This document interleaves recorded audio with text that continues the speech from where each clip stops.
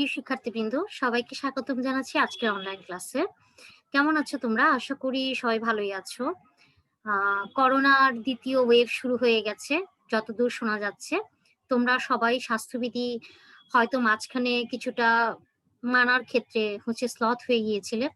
তো এখন আবারও প্রথম থেকে শুরু করে স্বাস্থ্যবিধি ঠিকমতো মেনে চলবে এবং যতটা সম্ভব ঘরের ভেতরে থাকবে, বাইরে কম বের হবে খুব দরকারি কাজ ছাড়া। তো স্বাস্থ্যবিধি মানার বিষয়টা প্রথমেই বলে নিলাম এই কারণে, যে কারণ আসলে পরিস্থিতি এখন আবারও খারাপের দিকে কিছুটা অভিমুখে আছে আর কি, খারাপের অভিমুখে। তাই প্রথমেই এই কথাটা বলে নিলাম। তো যাই হোক, আজকে কলেজের শিডিউল অনুসারে অনলাইন ক্লাসের রুটিন অনুযায়ী অনার্স প্রথম বর্ষের সাথে ক্লাস আমার। তো অনার্স প্রথম বর্ষের যে সিলেবাস তোমাদের ছিল সেটা শেষ করার পরে আমরা রিভিউ ক্লাসে চলে গিয়েছিলাম, অর্থাৎ রিভিউ ক্লাস চলছিল আমাদের। আর সেক্ষেত্রে রিভিউ ক্লাসে আমরা কি পড়ছিলাম সেটার বলার পরেই আজকের ক্লাসের নতুন টপিকে আমি চলে যাব। তো কথা না বাড়িয়ে চলে যাচ্ছি আজকের ক্লাসের স্লাইডগুলোতে।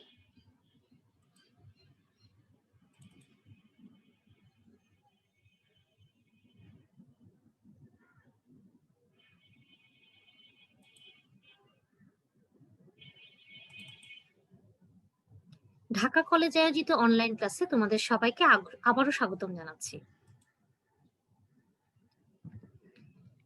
তোমরা অলরেডি সবাই জানো যে আমি তোমাদের অনার্স প্রথম বর্ষের 102 নাম্বার যে কোর্সটা আছে, অর্থাৎ introduction to probability and probability distribution, এই কোর্সটা নিয়ে থাকি এবং এই কোর্সের যে ডিসক্রিট প্রবাবিলিটি ফাংশন আছে, অর্থাৎ ডিসক্রিট প্রবাবিলিটি ফাংশন না, ডিসক্রিট প্রবাবিলিটি ডিস্ট্রিবিউশন যেগুলো আছে সেগুলো তোমাদেরকে আমি পড়িয়েছি। তো সেক্ষেত্রে তারই ধারাবাহিকতা হিসেবে আজকে ক্লাস হবে। তো ফর্মালিটি হিসেবে আমার পরিচয় আবারও দিচ্ছি, Tithi Das, lecturer, department of statistics, Dhaka college, Dhaka.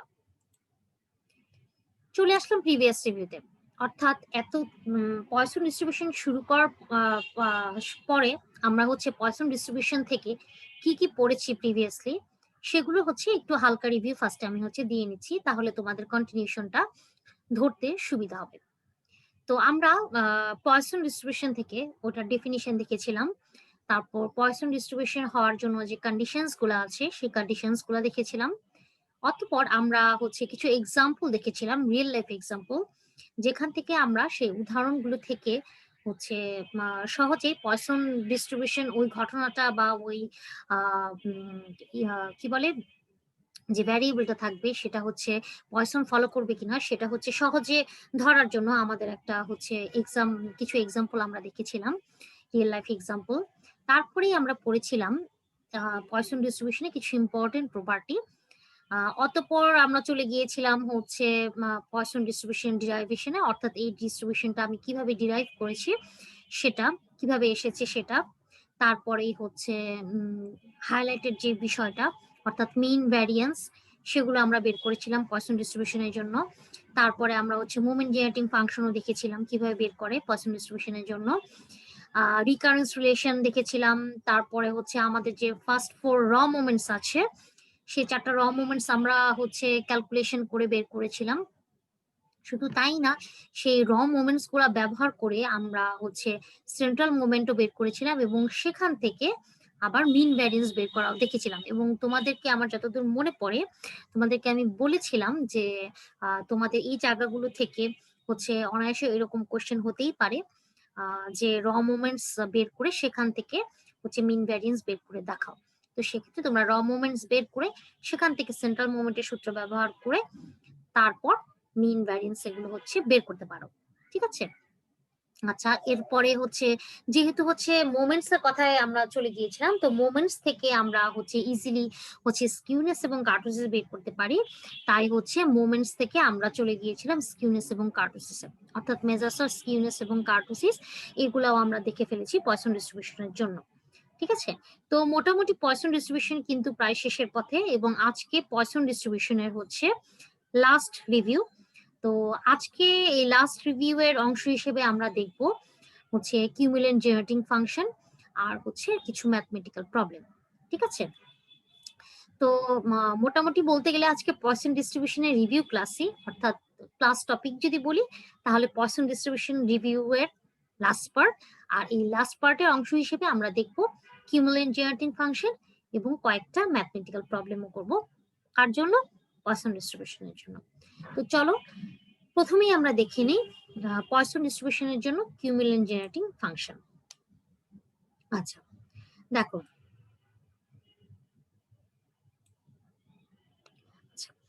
এখন এখানে দেখো যে যদি আমার এক্স একটা পয়সন ভ্যারিয়েবল হয়, বা অনেকে পয়সন ভ্যারিয়েটও বলে, বা যে কোনো ভ্যারিয়েট ভাবে বলা যায়, তো আর সেক্ষেত্রে এটা প্যারামিটার যদি ল্যামডা হয়, তাহলে আমরা হচ্ছে কে আর সমান সমান হচ্ছে ল্যামডা হবে, যদি যেখানে হচ্ছে কে আরটা হচ্ছে আমার আরতম কিউমুলেন্ট, অর্থাৎ হচ্ছে পয়সন ডিস্ট্রিবিউশনের আরতম কিউমুলেন্ট যদি হচ্ছে ল্যামডা হয়, ল্যামডা হবে যদি কে আর হচ্ছে কিউমুলেন্ট অফ দ্য ডিস্ট্রিবিউশন হয়।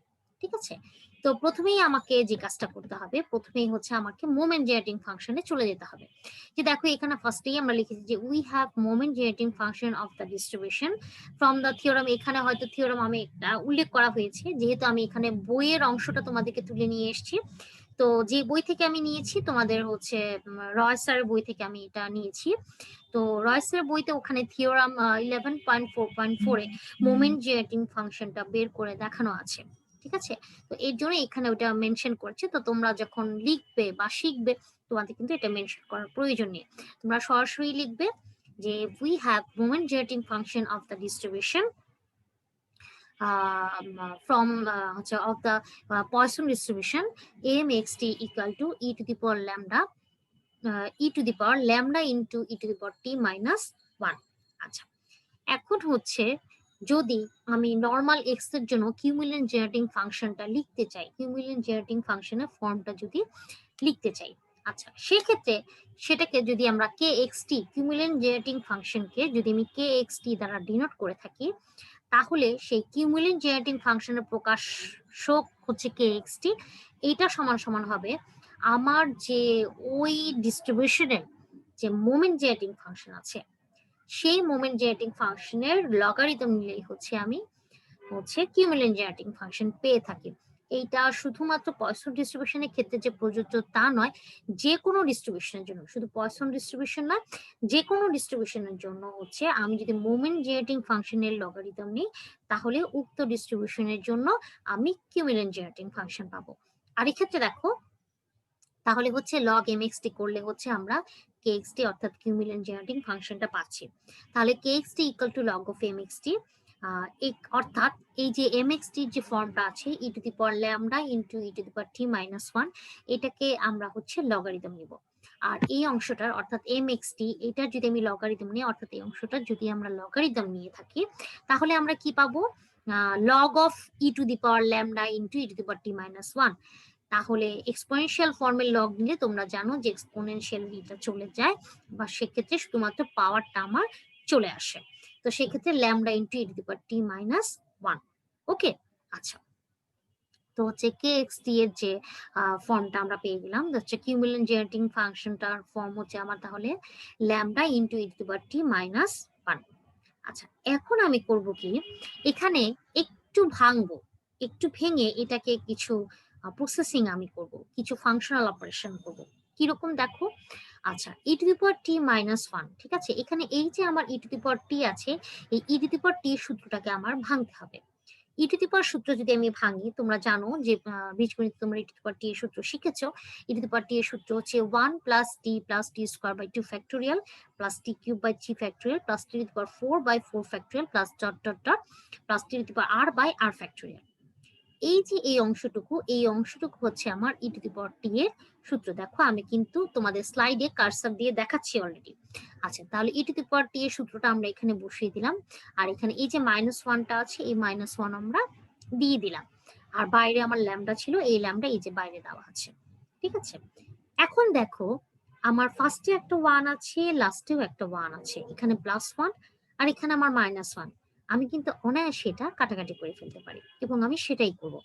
এটা কাটাকাটি করার পরে 1 1 কাটাকাটি করার পরে আমরা পাচ্ছি ব্র্যাকেটের ভিতরে টি প্লাস এই যে জাস্ট এই অংশটুকু পাচ্ছি, ওকে, এই অংশটুকু। তাহলে এই অংশটুকু যদি পেয়ে থাকি তাহলে কি আমার আসছে t plus t square by 2 factorial plus t cube by 3 factorial plus t to the power 4 by 4 factorial plus dot dot dot plus t to the power r by r factorial plus dot dot dot. Okay, আচ্ছা, তাহলে দেখো আমার কে আর অর্থাৎ হচ্ছে আর তম কিউমুলেন্ট, ঠিক আছে, আমার তো কে এক্সটি দিয়ে হচ্ছে কিউমুলেন্ট জেনারেটিং ফাংশন প্রকাশ করছে। এখন কিউমুলেন্ট জেনারেটিং ফাংশনে আমার যে কে এক্সটি আছে এক্স এর হচ্ছে সেক্ষেত্রে আমি এক্স এর কিন্তু হচ্ছে বিভিন্ন ভ্যালুর জন্য হচ্ছে আমি কিন্তু একাধিক কিউমুলেন্ট পাবো। কে আর সেক্ষেত্রে কে আর হচ্ছে আর তম কিউমুলেন্ট, সেক্ষেত্রে প্রথম কিউমুলেন্ট হবে কে ওয়ান, দ্বিতীয় কিউমুলেন্ট হবে কে টু, তৃতীয় কিউমুলেন্ট হবে কে থ্রি, এরকম করে আরতম কিউমুলেন্ট, ঠিক আছে, আরতম কিউমুলেন্ট হবে কে আর। ওকে, আচ্ছা, এখন আরতম কিউমুলেন্টের সূত্রটা কি? আরতম কিউমুলেন্টের সূত্র হচ্ছে k r equal to coefficient of t to the power r by r factorial in k xt, ঠিক আছে, অর্থাৎ আমার এই যে কে এক্সটি যে ফর্ম আছে, অর্থাৎ এই যে কে এক্সটি এর যে বড় ফর্মটা আমি পেয়েছি, এখানে টি to the power r by আর ফ্যাক্টোরিয়ালের সাথে যে জিনিসটা থাকবে সেটাই হচ্ছে তোমার হচ্ছে তোমার ধরো যদি আমার হচ্ছে ফার্স্ট কিউমুলেন্ট হয়, অর্থাৎ কে ওয়ান এর মান যদি আমি চাই, সেক্ষেত্রে আমার হচ্ছে কি হবে, সেক্ষেত্রে আমি t to the power r by r factorial, অর্থাৎ যেহেতু আমি আর এর মান ওয়ান এর জন্য, অর্থাৎ কে ওয়ান মানে কি কে আর এর মান ওয়ান, ঠিক আছে, তাহলে আমি আর এর মান ওয়ান বসিয়ে দেখবো, অর্থাৎ দেখো t to the power r by r factorial, এখানে যদি আমি আর এর মান ওয়ান বসাই তাহলে আমার কি হয় টি বাই ওয়ান ফ্যাক্টোরিয়াল, তাহলে আমি দেখবো আমার ওই সিরিজটার মধ্যে কোথায় টি বাই ওয়ান ফ্যাক্টোরিয়াল আছে।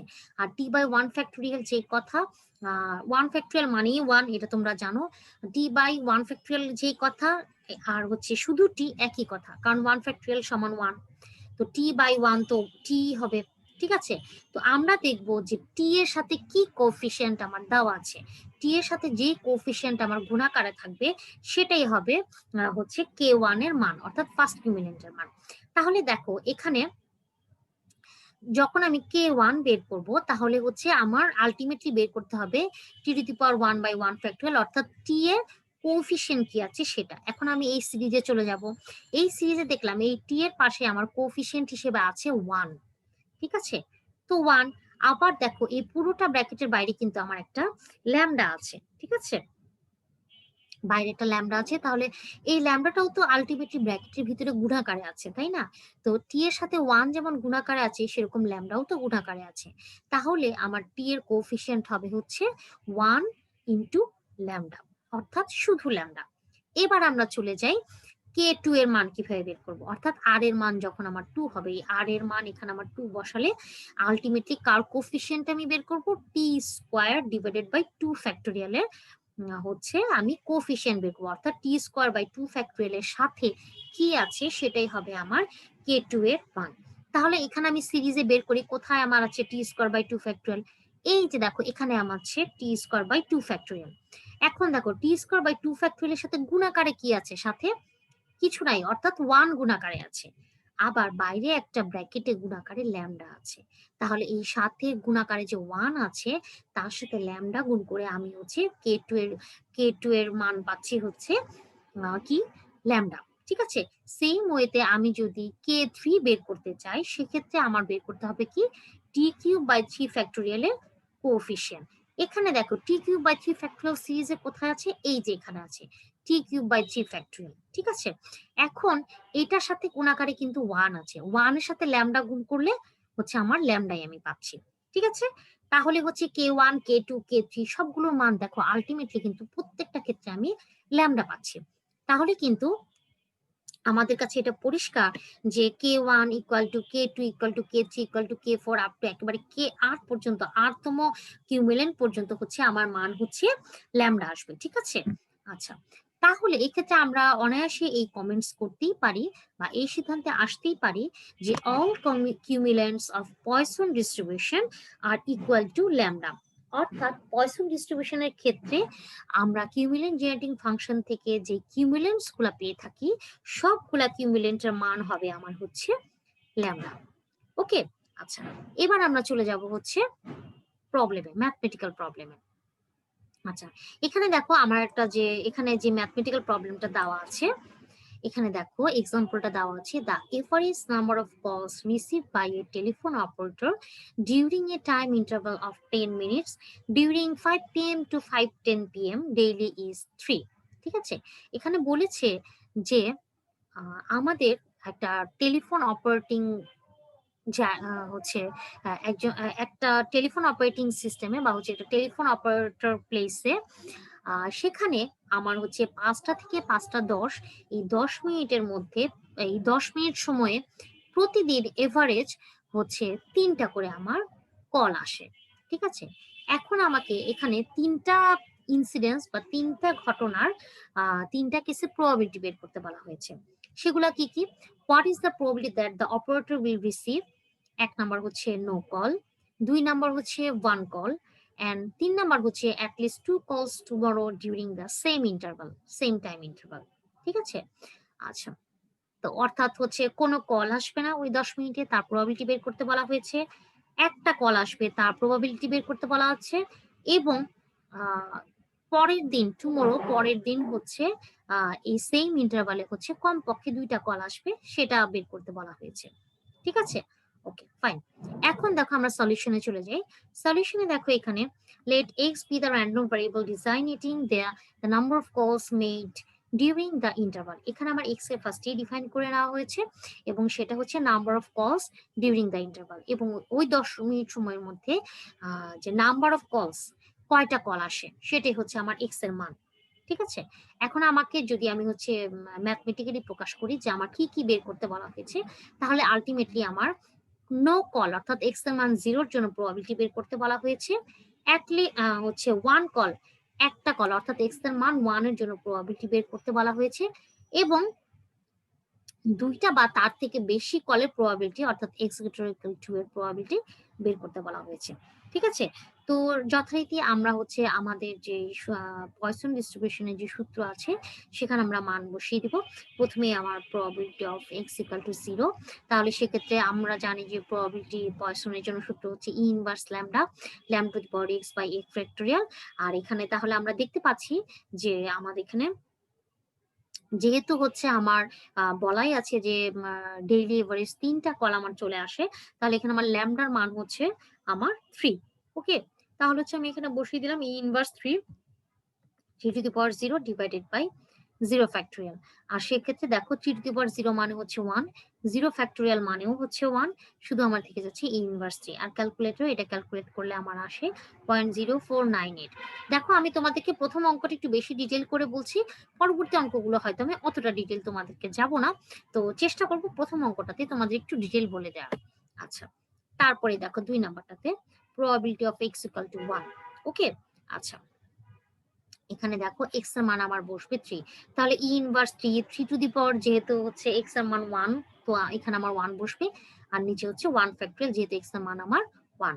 জাস্ট আমরা e inverse lambda to the power x divide by x factorial অর্থাৎ যেখানে যেখানে এক্স ছিল সেখানে সেখানে আমি মানটা এক্স এর মান 1 বসিয়ে দিয়েছি।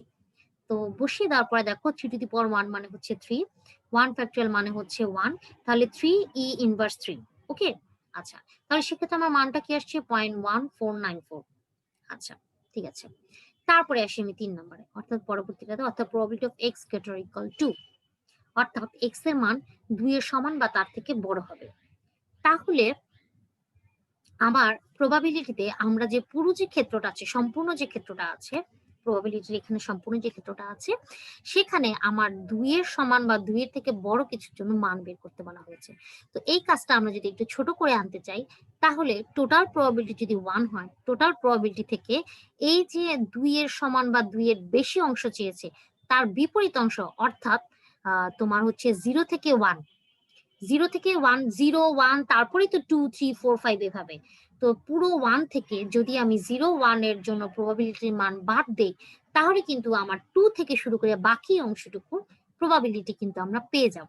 ঠিক আছে, তাহলে দেখো ওই জিনিসটা এখানে করা হয়েছে, probability of x greater equal to 1 minus x এর মান 0 থেকে 1, probability of x equal to x. Okay, আচ্ছা এখন দেখো তাহলে 1 minus probability of x equal to 0 plus probability of x equal to 1। আচ্ছা তাহলে 0 এর জন্য আর হচ্ছে 1 এর জন্য।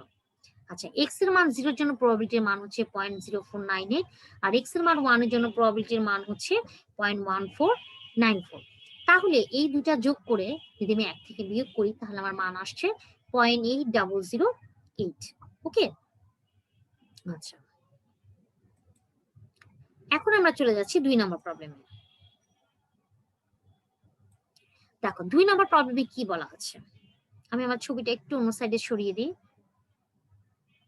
আচ্ছা দেখো প্রবলেম 2 তে আমার বলা আছে suppose 300 misprints are distributed randomly throughout a book of 500 pages। আচ্ছা অর্থাৎ একটা বইয়ের 500টা পেজের মধ্যে আমার 300টা মিসপ্রিন্ট আছে। ওকে, এখন আমাকে কি বের করতে বলা হয়েছে একটু দেখি। Find the probability that a given page contains exactly 2 misprints, 2 or more reprints, no misprints। আচ্ছা আর 4 নম্বরে বলা হচ্ছে between 3 and 5 misprints inclusive। ওকে, আচ্ছা রিপ্রিন্ট আর মিসপ্রিন্ট একই, ঠিক আছে। আচ্ছা তো হচ্ছে এখানে আমাকে বলা হয়েছে যে যদি একটা র্যান্ডমলি একটা পেজ আমি নিই তাহলে ওই পেজে 2টা মিসপ্রিন্ট থাকার প্রবাবিলিটি বের করতে বলা হয়েছে 1 নম্বরে। তারপরে 2 বা ততোধিক মিসপ্রিন্ট বের করার থাকার প্রবাবিলিটি বের করতে বলা হয়েছে। অতঃপর কোনো মিসপ্রিন্ট নাই সেটার প্রবাবিলিটি বের করতে বলা হয়েছে। সবশেষে 3টা থেকে 5টা মিসপ্রিন্ট থাকবে, ইনক্লুসিভ মানে হচ্ছে যে 3 আর 5 এই দুইটাকে ইনক্লুড করে, মানে 3টা এরর মানে 3টা মিসপ্রিন্ট থাকবে, 4টা মিসপ্রিন্ট থাকবে, 5টা মিসপ্রিন্ট থাকবে। এই 3টা থেকে 5টা এই পুরো রেঞ্জের জন্য হচ্ছে তোমার হচ্ছে মিসপ্রিন্ট থাকার প্রবাবিলিটি হচ্ছে আমার বের করতে বলা হয়েছে, ঠিক আছে। আচ্ছা দেখো এখন দেখো প্রথমে যেটা আছে এক্স্যাক্টলি 2 মিসপ্রিন্টস মানে হচ্ছে আমার এখানে ফার্স্টেই আমরা ধরে নিব এটা হচ্ছে আমার ভ্যারিয়েবল এক্স টার মান কি, ঠিক আছে। তারপর হচ্ছে আমার কি কি দেওয়া আছে সেই মানগুলো নিয়ে নিব। তো ফার্স্টেই আমি ধরে নিলাম যে আমার এক্স এর মান হচ্ছে নাম্বার অফ মিসপ্রিন্টস, ঠিক আছে, অর্থাৎ কয়টা মিসপ্রিন্ট আছে মিসপ্রিন্টের সংখ্যাই হচ্ছে আমার এক্স এর মান। ওকে, আচ্ছা তারপরে আমার প্রবাবিলিটির মান, কারণ হচ্ছে প্রবাবিলিটি এখানে আরেকটা জিনিস তোমাদের একটু বলি যে আমি প্রথমে তোমাদের বলেছিলাম যে পয়সন ডিস্ট্রিবিউশনের জন্য প্যারামিটার আমরা কখনো ল্যামডা ইউজ করি কখনো হচ্ছে এম ইউজ করি। আবার আরেকটা জিনিস বলে রাখি, তোমরা যদি সেটাকে কোনো কোনো বইতে দেখবে যে মিউ দিয়ে প্রকাশ করা হয়, তাই তোমরা মিউ ব্যবহার করতে পারবে। ওকে, এম এম ব্যবহার করতে পারবে হচ্ছে, তারপরে ল্যামডা ব্যবহার করতে পারবে, মিউ ব্যবহার করতে পারবে, ঠিক আছে। এখন মিউ মানেই তো হচ্ছে মোটামুটি সাধারণত মিউ আমরা মিন বের করার ক্ষেত্রে ব্যবহার করে থাকি, মিউ এই সিম্বলটা, ঠিক আছে। তো হচ্ছে আলটিমেটলি আমরা তো জানি যে আমাদের হচ্ছে পয়সন ডিস্ট্রিবিউশনের যে প্যারামিটারটা সেটা হচ্ছে আমার মিনের সমান, অর্থাৎ সেক্ষেত্রে মিনটা কি হবে এন ইন্টু পি, ঠিক আছে। ওকে ফাইন, এখন আমার এন আর পি এর মান কিন্তু আমার এখানে দেওয়া আছে, তো এন আর পি এর মান গুণ করে আমরা পাবো হচ্ছে 0.6, তাই এমন হচ্ছে প্যারামিটারের মান হবে 0.6। আবার দেখো এখানে আমার স্মল এন এর মান দেওয়া আছে হচ্ছে 300। ওকে, আচ্ছা আর সেক্ষেত্রে আমার তাহলে যেহেতু 500 পেজের কথা বলা আছে তাহলে প্রবাবিলিটি হবে হচ্ছে 1/500, ঠিক আছে। ওকে ফাইন, আচ্ছা এখন দেখো তাহলে আমার সবগুলো মান কিন্তু আমরা পেয়ে গেছি। এখন জাস্ট হচ্ছে আমরা মান বসিয়ে দিব, এক্স এর মান 2 বসিয়ে দিব, এক্স গ্রেটার ইকুয়াল 2 এর মানে হচ্ছে 2 এর সমান বা 2 এর বেশি যেহেতু আমার চাচ্ছে, তাই টোটাল প্রবাবিলিটি 1 থেকে আমি 2 এর থেকে কম যতটুকু আছে অর্থাৎ হচ্ছে 2 এর নিচে আছে কি 1 আছে 0 আছে, তো সেগুলোর জন্য হচ্ছে আমরা মান প্রবাবিলিটি বিয়োগ করে দিব probability of x greater equal 2 বের করার জন্য। তারপরে আমরা চলে যাব probability of x equal to 0 এর জন্য, 0 এর জন্য এক্স এর মান 0 এর জন্য হচ্ছে প্রবাবিলিটির মান হচ্ছে বের করে ফেলবো। অতঃপর আমরা 3 থেকে 5 এর জন্য প্রবাবিলিটির মান বের করব, ঠিক আছে। আর এক্ষেত্রে আমরা যদি probability of x less or equal 5 থেকে এক্স লেস অর ইকুয়াল 2 এই দুইটার প্রবাবিলিটি বিয়োগ করি অনায়াসে কিন্তু আমরা সেটা পেয়ে যেতে পারবো, ঠিক আছে। তো এই ছিল আমার হচ্ছে প্রবলেম 2। এবার চলে যাচ্ছে প্রবলেম 3 তে। আচ্ছা, প্রবলেম 3 তে আমার কি বলা আছে, দ্য প্রপোর্শন অফ ডিফেক্টিভ ম্যানওয়্যার produced by Alpha Garments Industry is 0.002। অর্থাৎ একটা গার্মেন্টসে, যে গার্মেন্টসটার নাম হচ্ছে আলফা গার্মেন্টস ইন্ডাস্ট্রি, সেই গার্মেন্টসে হচ্ছে ছেলেদের পোশাক তৈরিতে হচ্ছে ডিফেক্টিভ পোর্শন থাকার প্রবাবিলিটি আমার দেওয়া আছে 0.002। ঠিক আছে, 0.002 দেওয়া আছে। এখন of the next 2000 were produced, find the probability that fewer than 5 will be defective। আচ্ছা, 8 to 10 words will be defective। বলা হয়েছে যে পরবর্তী 2000 পোশাক তৈরিকৃত পোশাকের মধ্যে বের করো যে 5টার থেকে কম আমার ডিফেক্টিভ আমরা পাবো, অর্থাৎ fewer then 5 will be defective. এটা আমার এতে তার প্রবাবিলিটি বের করতে বলা হয়েছে। আর বিতে আমার বলা হয়েছে 8 to 10 words will be defective, অর্থাৎ 8টা থেকে 10টা পোশাক তোমার ডিফেক্টিভ হবে, তার প্রবাবিলিটি বের করতে বলা হয়েছে। আচ্ছা, তো প্রথমেই আমরা এখানে ঝটপট হচ্ছে আমার যেগুলো বের করা দরকার সেগুলো বের করে নিব। এখানে অবভিয়াসলি আমার প্রবাবিলিটি পি এর মান দেওয়া আছে 0.002, আমরা দেখেছি প্রথমেই প্রশ্ন দেওয়া আছে। আর এন এর মান হচ্ছে আমার দেওয়া আছে 2000। ঠিক আছে, 2000 ওয়ার্ডস এটা আমার দেওয়া আছে, এন এর মান আমার 2000 দেওয়া আছে। ওকে, তাহলে আমি কিন্তু এখানে প্যারামিটার মানটা অনায়াসে বের করে ফেলতে পারবো, যেটা কিনা হচ্ছে 0.002 ইন্টু 2000 করে আমরা যে 4 পাই সেটা হচ্ছে আমার প্যারামিটারের মান। ওকে, আর এক্ষেত্রে আমার এক্সট্রা তাহলে কি হচ্ছে, নাম্বার অফ ডিফেক্টিভ ওয়ার্ডস। ঠিক আছে, এই যে দেখো এখানে আমার লিখে দেওয়া আছে যে x denotes the number of defective ওয়ার্ডস।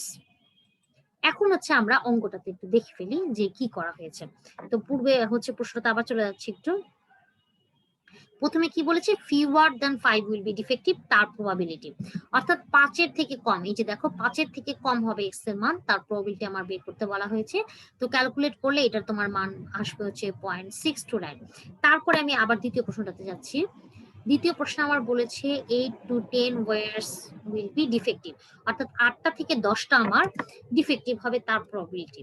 তাহলে প্রবাবিলিটি অফ 8 to 10, তাহলে ওই ফাংশনে আমি হচ্ছে এক্স এর মান 8 থেকে 10 হচ্ছে বসিয়ে হচ্ছে, এটা হচ্ছে একটু সংক্ষেপ ফর্ম করা হয়েছে, তোমরা এই ফর্ম ব্যবহার করতে পারো বা তোমাদের মতো করে ভেঙেও করতে পারো, সেটা তো কোনো সমস্যা নেই।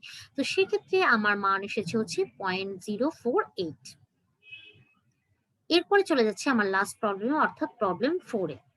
দেখো প্রবলেম 4 এ কি বলা আছে, in a certain manufacturing process in which glass items are being produced, bubbles occurs, occasionally rendering the glass products unsuitable for marketing। ঠিক আছে, আচ্ছা, একটা ম্যানুফ্যাকচারিং প্রসেসে যেখানে ম্যানুফ্যাকচারিং প্রসেসিং এ যেখানে হচ্ছে গ্লাস উৎপাদন করা হয়, সেখানে অনেক সময় দেখা যায় যে গ্লাস উৎপাদন করতে গেলে বাবল তৈরি হয়। ঠিক আছে, যেটা হচ্ছে গ্লাস উৎপাদনের ক্ষেত্রে যদি গ্লাসের মধ্যে বাবল তৈরি হয় বা গ্লাসে বাবল থাকে, সেক্ষেত্রে সেটা তোমার মার্কেটিং এর জন্য সেই গ্লাসগুলা হচ্ছে তোমার সুইটেবল না, আনসুইটেবল। ঠিক আছে, ওকে। এরপর আমার কি বলা হয়েছে, it is known that on the average 1 in every 1000 of the item produced have 1 or more bubbles। এবং এটা জানা আছে যে এভারেজলি দেখা যায় প্রত্যেক 1000 আইটেমের মধ্যে, অর্থাৎ প্রত্যেক 1000 ক্লাস আইটেমের মধ্যে তোমার একটা আইটেম এরকম পাওয়া যায় যেটা যেই আইটেমটার মধ্যে হচ্ছে তোমার গ্লাস বাবলটা এক বা একাধিক গ্লাস বাবল থেকে যায়। অর্থাৎ আমার যদি হচ্ছে প্রতি 1000 প্রতি উৎপাদনকৃত গ্লাসের প্রতি 1000 গ্লাসে দেখা যাচ্ছে অন্তত একটা গ্লাসে আমার হচ্ছে বাবলের উপস্থিতি রয়েছে, যেটা কিনা আমার মার্কেটিং এর জন্য সুইটেবল না। ওকে, এখন আমাকে কিছু প্রবাবিলিটি বের করতে বলা হয়েছে। দেখো কি probability, what is the probability that a random sample of 8000 will yield fewer than item possessing হচ্ছে বাবলস।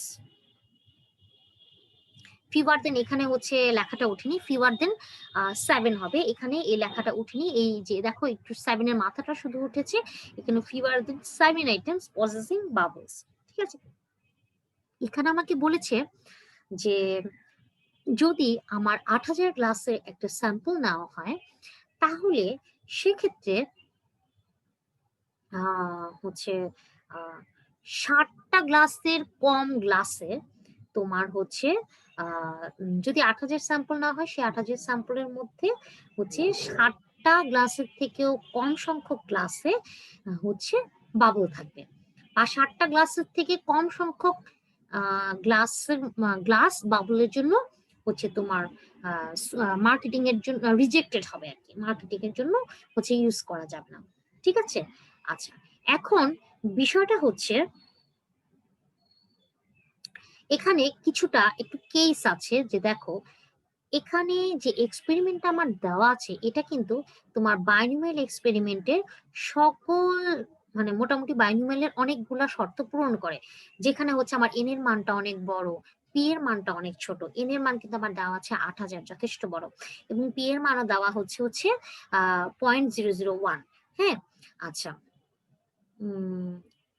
সেক্ষেত্রে দেখো যদি পি হচ্ছে ভেরি স্মল হয় আর এন যদি খুব লার্জ হয়, সেক্ষেত্রে আমরা এই যে এই ডিস্ট্রিবিউশন মানে বাইনোমিয়াল থেকে চাইলেই পয়সনে অ্যাপ্রক্সিমেট করতে পারবো, যদি আমি মিউ ইকুয়াল টু এনপি এই সূত্রে ব্যবহারটা করে থাকি।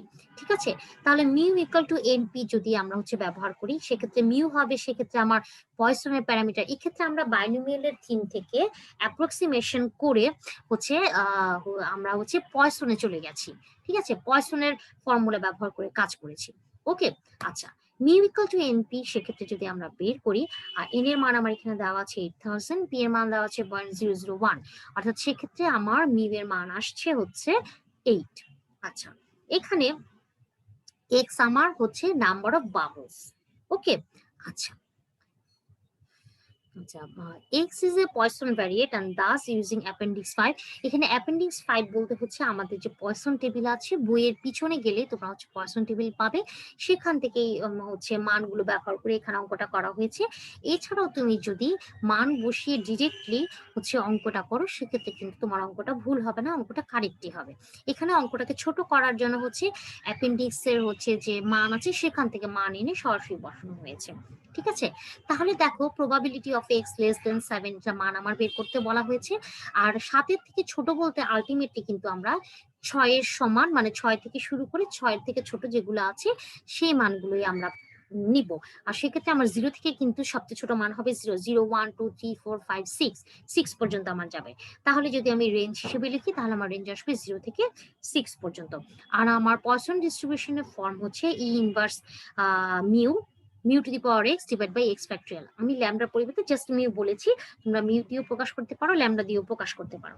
ওকে, আচ্ছা, তাহলে এখন যদি আমরা হচ্ছে মান বসাই, অর্থাৎ এই যে e inverse 8 to the power x by x factorial, এই ফর্মটার মধ্যে যদি আমি এক্স এর মান 0, 1, 2, 3, 4, 5, 6 এগুলো একাধারে বসিয়ে যেই এক একটা বসানোর পরে যে মানগুলো পাবো সেগুলো যদি আমি যোগ করি, তাহলে যোগ করে আমরা পাবো হচ্ছে 0.313। ঠিক আছে? তো এই গেল হচ্ছে আমার 4টা অঙ্ক। তো আজকের ক্লাসটার যে টপিক আমি ছিল আর কি, সেই টপিক এগুলোই ছিল। আর হচ্ছে এই অঙ্কের মাধ্যমে হচ্ছে তোমার পয়সন ডিস্ট্রিবিউশন রিভিউয়ের লাস্ট পার্টটা শেষ হলো, অর্থাৎ পয়সন ডিস্ট্রিবিউশন রিভিউ আমরা কমপ্লিট করলাম। ঠিক আছে? আচ্ছা,